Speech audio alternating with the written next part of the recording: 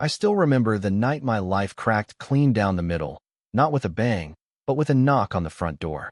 Tuesday, 7:43 p.m., precise as a Swiss train.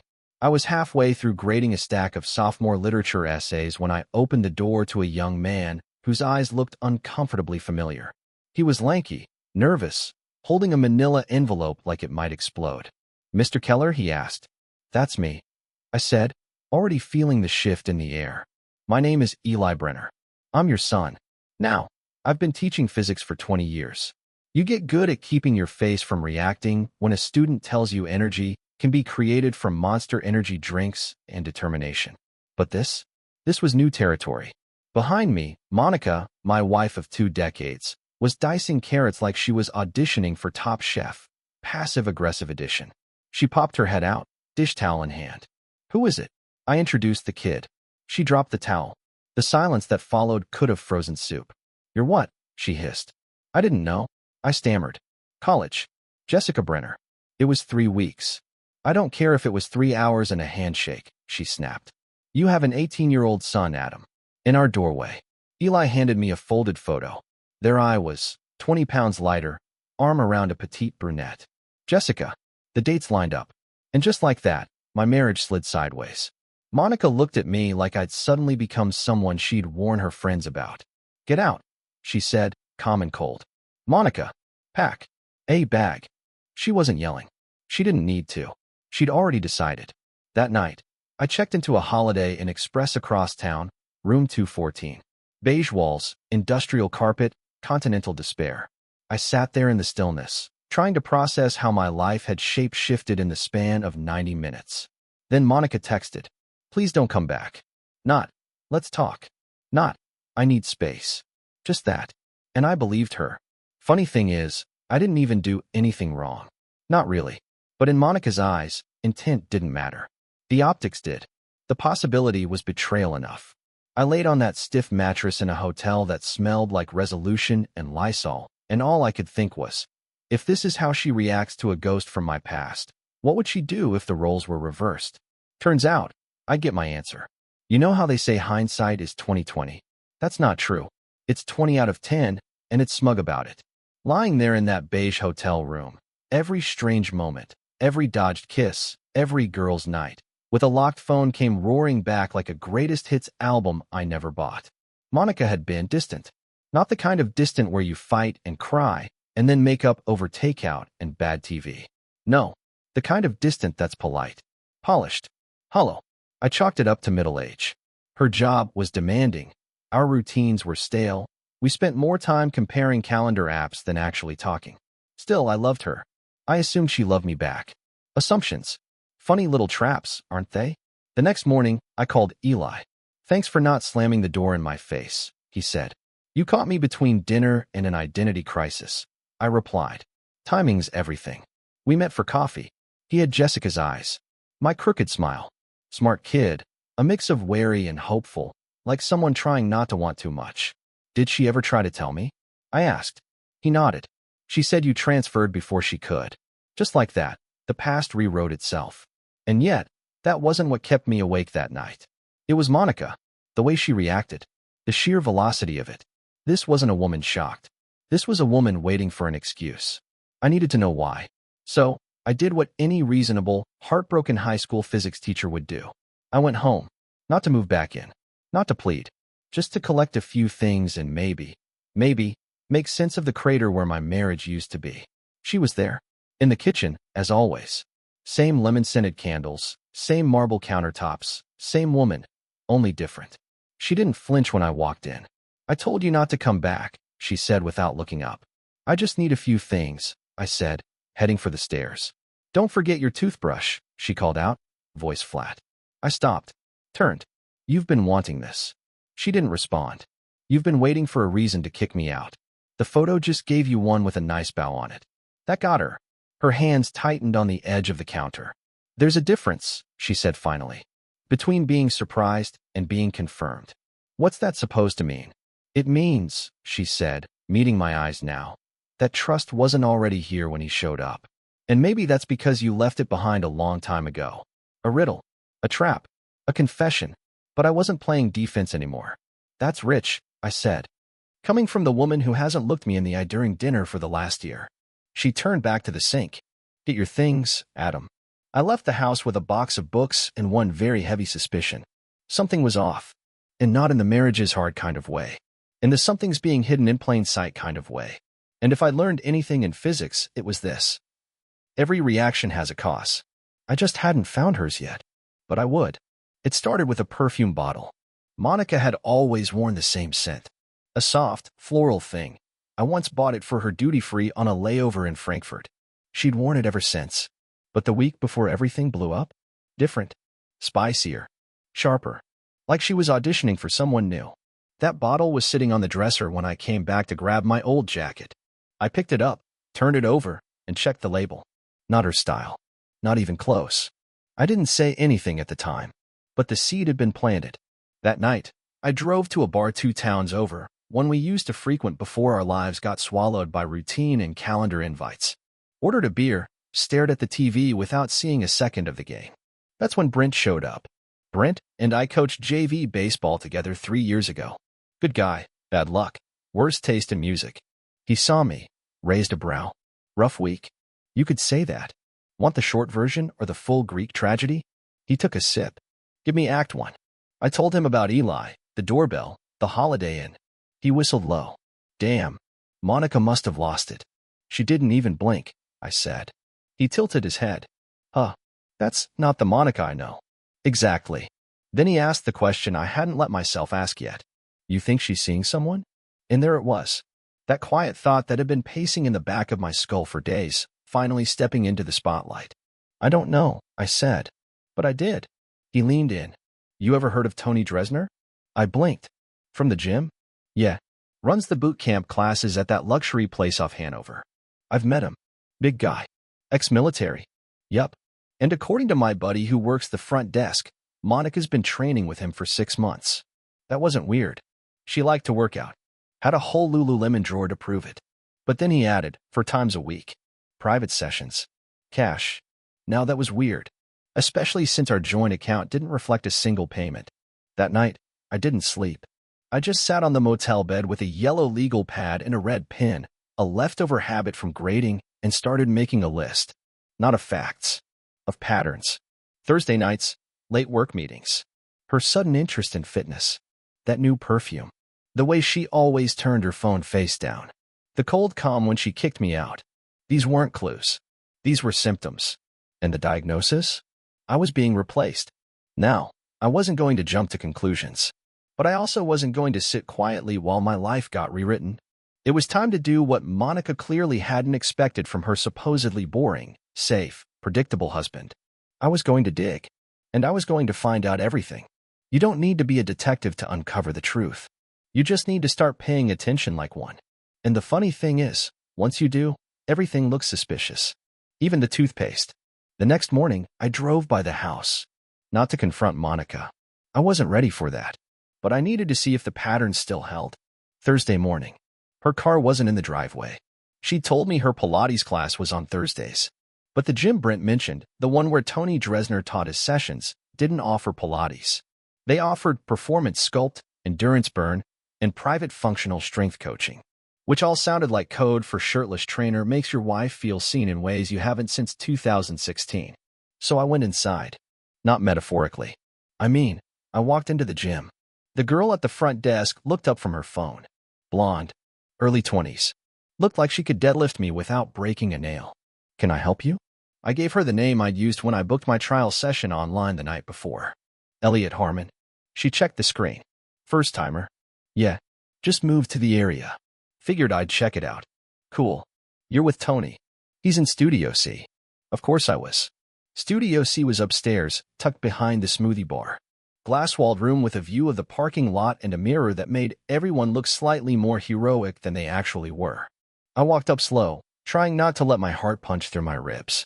And then I saw her. Monica. In leggings I didn't recognize and a tank top that read, earned, not given. She was laughing, the kind of open-mouthed laugh I hadn't heard in months. The kind of laugh she used to save for me.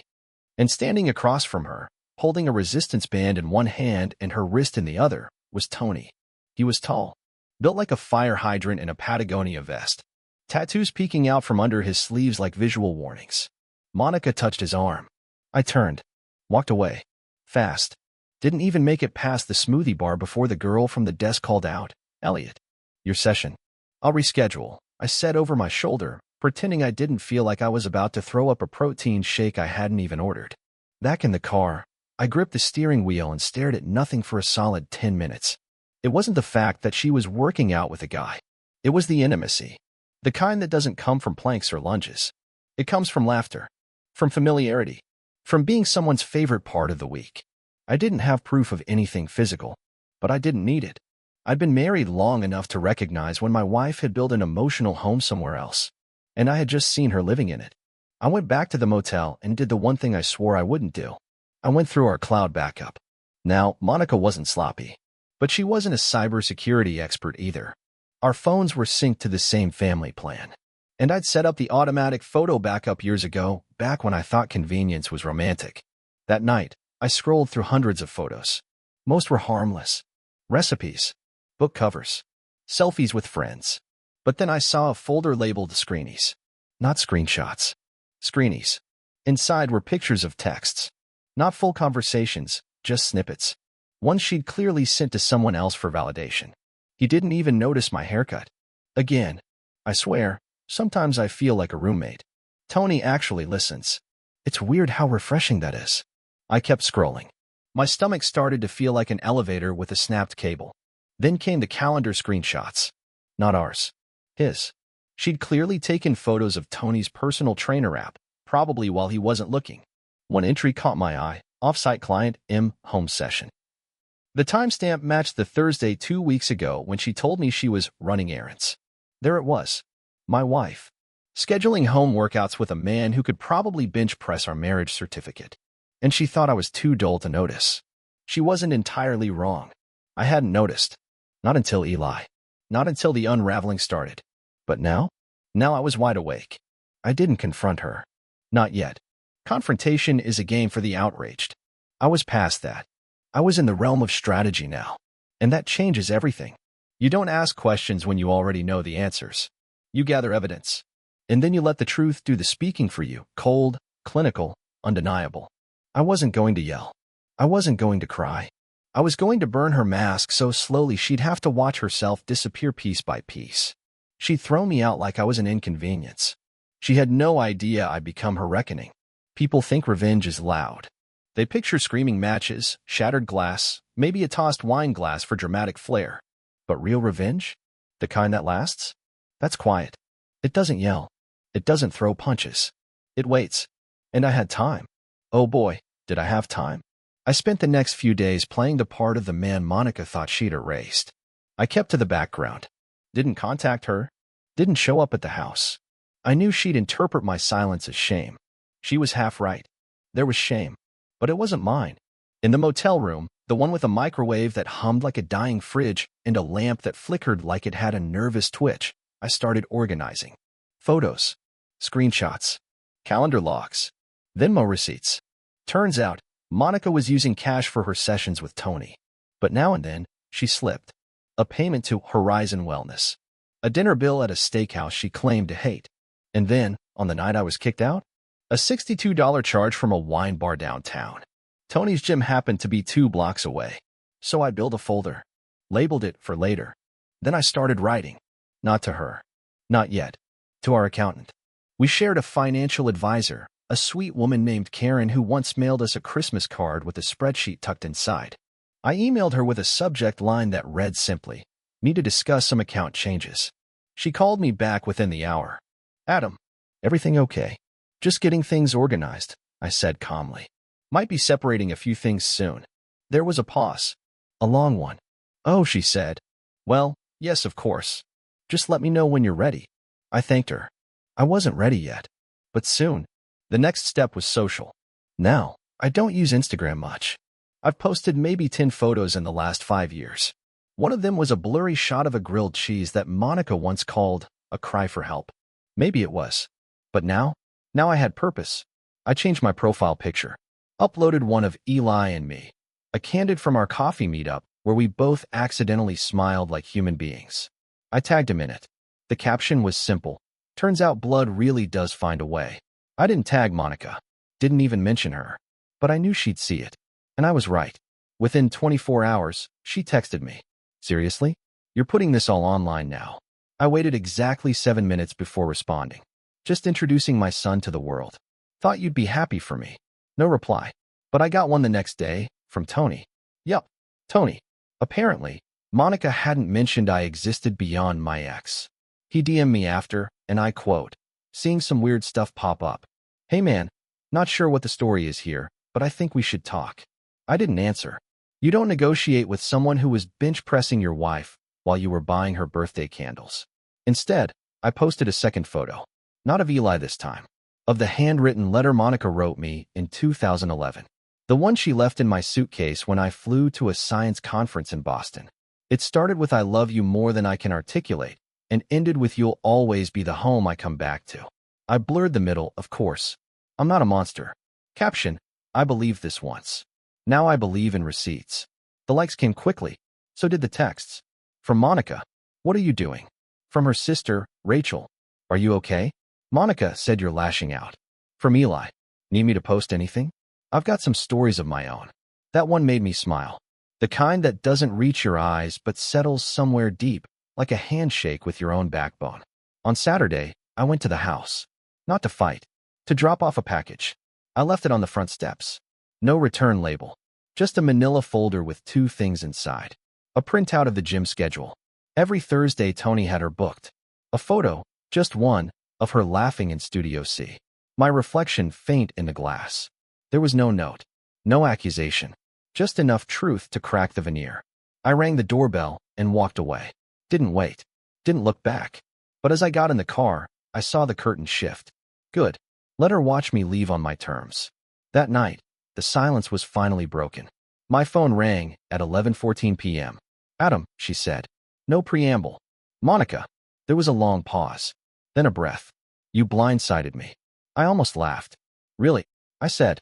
Because from where I'm sitting, you've been training for blindsides with a personal coach. She sighed. It wasn't like that. It never is.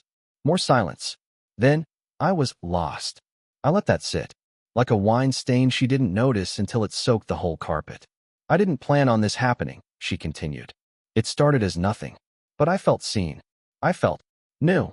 I offered. Yes. I'm not mad you wanted new, I said quietly. I'm mad you pretended I was enough while you went looking for it. That stopped her. I don't want this to end like this, she said. We've built a life.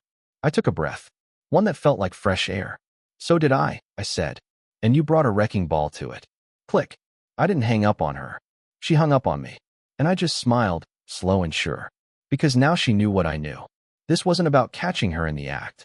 It was about showing her I'd seen everything, and that I wasn't afraid to let the world see it too. And the final chapter? That one was already in motion. Because revenge wasn't coming. It had arrived. Quietly. Precisely. And it was wearing my face. By Sunday morning, the weather turned. Gray skies, drizzle, just enough wind to make your coffee taste like questions.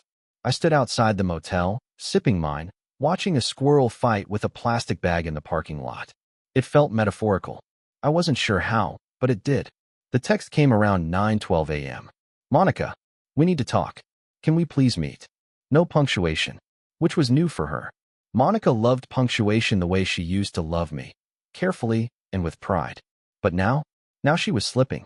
I texted back. Fine. 1 hour. The Overlook by Hammond Bluff. It wasn't sentimental. It was just far enough from town that no one would overhear her apologies. Or my silence. She was already there when I pulled up. Her arms crossed, jacket zipped to the chin. No makeup. That was the first surprise. Monica had never faced conflict without mascara. It was part of her armor. Thanks for coming, she said. I nodded. I read everything, she said. The photos, the posts, the folder. She looked at me like she was hoping I'd deny any of it. Like I'd say it was just spite, and we could laugh and patch things up and return to the regularly scheduled facade. But I said nothing. Adam, she began, I need you to understand something. I understand perfectly, I said. You replaced intimacy with inconvenience. Me. She winced. It wasn't that simple. No. It never is. That's why it's betrayal, not bad planning. She exhaled slowly. I didn't plan to fall for anyone. It wasn't about Tony, it was about feeling alive. I've read the script. She shook her head. That's not fair. Neither is getting kicked out of my own life. Another silence. She hated those. I used to fill them. Now I let them breathe. Then she said it. The one thing that always crawls out when people are cornered. I made a mistake. And that's when I smiled. Just a little. You didn't make a mistake, I replied. You made a decision. Over and over. You just didn't expect me to notice. Or respond. She blinked, and that's when I saw it. Not guilt. Not regret. Fear. Because for the first time in years, she realized I wasn't playing defense anymore. I was running my own plays now. What do you want? She asked finally. Is this about revenge? No, I said. It's about accuracy. She looked confused. Good. Because you've been telling a version of the story, I continued. To your sister, your friends, probably even Tony. The one where I was cold, distracted, unavailable. You needed more, and you found it. Right? I didn't say it like that. You didn't have to. You implied it. You performed it. I didn't cheat on you, she said suddenly. I stared at her. You did something worse, I replied. You replaced me before you left me. And you acted like that wasn't betrayal because you didn't cross the line with your body. But, Monica, you crossed it with everything else. I stepped closer. Not threatening. Just steady. You handed over your attention. Your laughter. Your you. All while keeping me as a backup plan. That's not true. I pulled out my phone. Tapped a folder. Scrolled once. Then held it out. A photo. Taken weeks ago. Monica and Tony. Not kissing. Just close. His hand on her back. Her eyes on him. The look? Familiar. She stared at it. Her lips parted slightly. That's not what it looks like, she said weakly. It never is. I took the phone back. Then I handed her an envelope. What's this? She asked. Something Tony never got. Inside, a copy of a message she sent her friend Melanie 6 weeks ago. I'd printed it after digging through the shared cloud Monica had forgotten to lock. I don't even feel bad. Adam wouldn't fight for me even if I left a trail of clues. He's too soft. Her face changed. Not to guilt. To recognition. You shouldn't have. Check the account I pay for? You're welcome. She opened her mouth, closed it again. She looked like a magician whose trick had just been revealed mid-performance. And me? I was done clapping. I'm not here to scream, I said. I'm here to return the truth to its rightful owner. She held the envelope like it might bite her. Then, softer, are you going to divorce me? That word used to terrify me. Now it sounded like relief. I'm not going to, I said. I already filed. She blinked. What? Yesterday. Papers are in motion. You'll be served within the week. She looked at me like I'd just stolen something she didn't realize she still cared about. I continued. I've already moved the joint savings to a separate escrow, per Karen's advice. The lawyer has our mortgage documents. The prenup holds.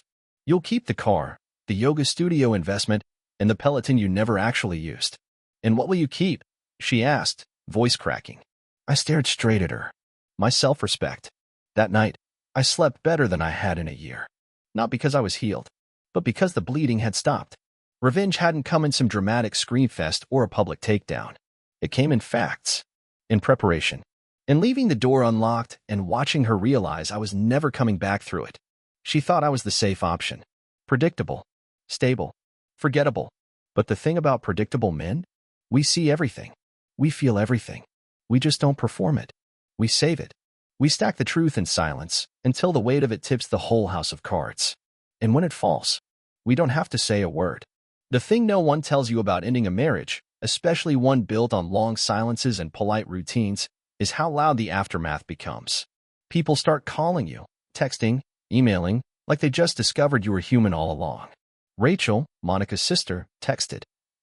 Are you sure this isn't a phase? Her friend Melanie left a voicemail. I didn't think she'd go through with it. I'm sorry. Even Tony tried again. Man to man, I didn't know the full story. I didn't respond to any of it. Because silence, used right, isn't weakness. It's proof that you're done auditioning for empathy you never received. Monica's apology came 2 days after the papers were delivered. Typed. Formal. Emailed. It started with, I've had time to reflect. I didn't open the attachment. I just archived the email and unsubscribed from her future. It's funny. People think heartbreak is this sharp, sudden break. But it's really just erosion. You wake up one day and realize the version of yourself that existed during the relationship is gone. Worn down by neglect, chipped away by false smiles and half-kisses. So you build a new one. I started small. New apartment, minimalist, but intentionally so. A leather chair. A stack of books. One good lamp. I joined a cycling group. Not because I love cycling, I don't, but because strangers in motion don't ask you how your ex is doing. I called Eli every Saturday. He was cautious at first, then more comfortable. I never pushed. I just showed up, something I was apparently always decent at. He asked once if I hated Monica.